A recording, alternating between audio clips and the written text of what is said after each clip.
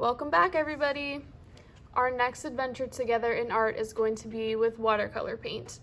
Before we get into our project though, we're going to practice with our watercolor techniques and we're going to learn how to use our brush correctly and talk about applying water to our paint, all the things that are important when you are first starting out with watercolor paint. We're going to use this paper to practice on. This is an 11 by 14 sheet of paper. And we're gonna section it out into some different boxes that we'll be practicing different techniques within. So the first step is going to be setting up this paper the way that we want it for practice. Since I need to have 7 boxes across, and this is almost 14 inches, I'm going to make 2-inch boxes, and they're going to be, if I have my paper turned horizontally, these are going to be vertical lines. So I'm gonna mark with my ruler every 2 inches.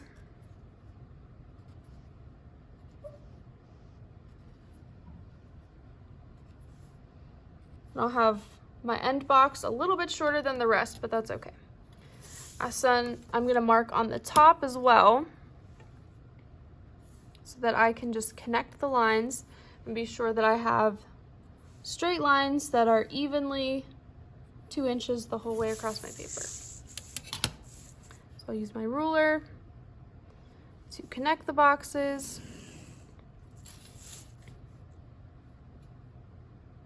And it doesn't matter if these are absolutely perfect. This is mainly practice. I'm doing this with Sharpie so that you can see the lines really well. If you want to use pencil, that's fine, or if you'd like to use a Sharpie, that's okay too. I would steer clear of any pens though that are going to bleed if you get water on them, since we will be using watercolor paint. Think about what you're using to make your lines here. Okay, so my lines aren't completely perfect, but close enough. So I have 1, 2, 3, 4, 5, 6, 7 boxes across.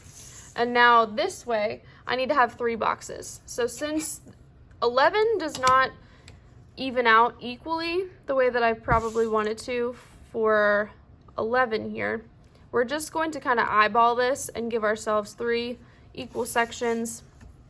This doesn't have to be perfect, so I'm just gonna kind of go like 3.5, and then about like 7. I know that that's not even within here, but I'll at least give myself some boxes that are close to that, close to being even. So then I'll connect them and connect again. If you're someone that really wants this to be even, you can certainly measure it out and figure out exactly the sizing that you need so that it's perfectly even. And if you want to even cut this so that the sides, or so that it's, 10 inches or something else that would be a little bit more easily divisible, then that is perfectly fine as well too. The next step here is going to be labeling our boxes so that we remember what technique we're going to try in each of these. So each of these is going to be filled up when we are done. We're going to try all of these. The first box up here, I'm going to label as solid wash, and I want to keep my titles close to the top and kind of on the smaller side so that I have as much space in the box left over as possible to actually try the technique. The next one we're going to label as graded wash, and the third box across the top is glazing.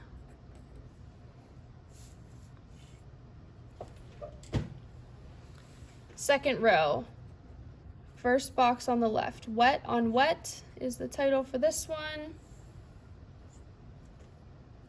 Second one over is drop on color on wet.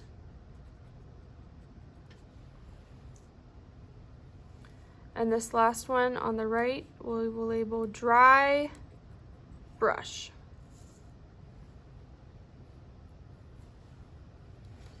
This one here, scumbling. SCUMBLING.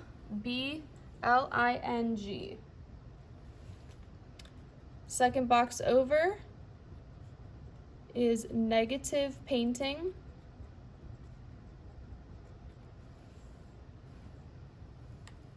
Lift or feather out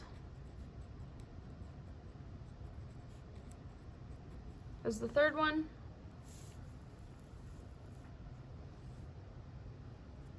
Pushing out pigment.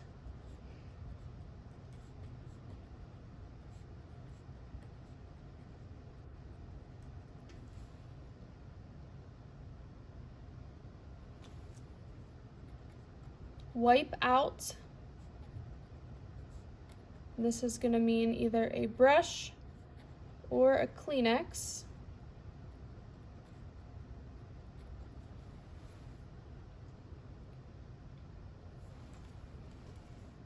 Third box, detail painting.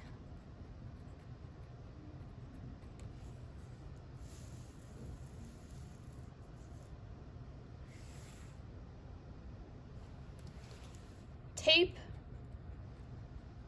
is on the left. Middle box, hard versus soft edges.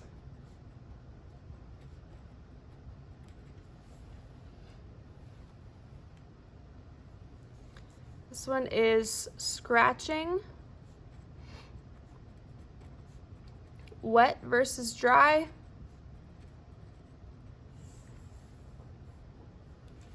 Magic eraser.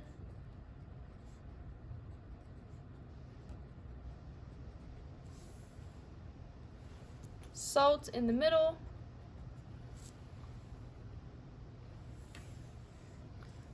Water splatters and blooms.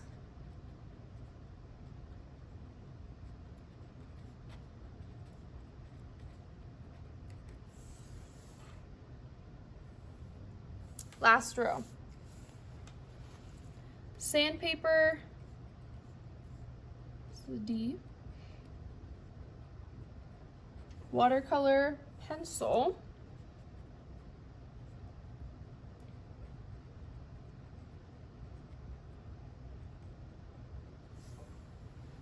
Middle one, label as sponge. And the very last one is opaque.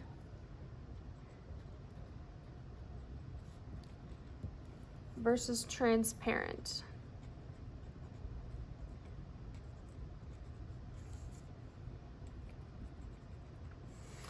Now that we have all these labeled, in the future videos, we're going to talk about how to fill out each of those, how to try these different techniques. So there will be a couple videos that split these up. We'll do a few of them first. Some of them need to dry before we do the next step. So we'll do all of the ones first that require drying before we do the second step. And then we'll try some of the more simplistic ones first as well. So stay tuned for future videos on how to actually do these techniques.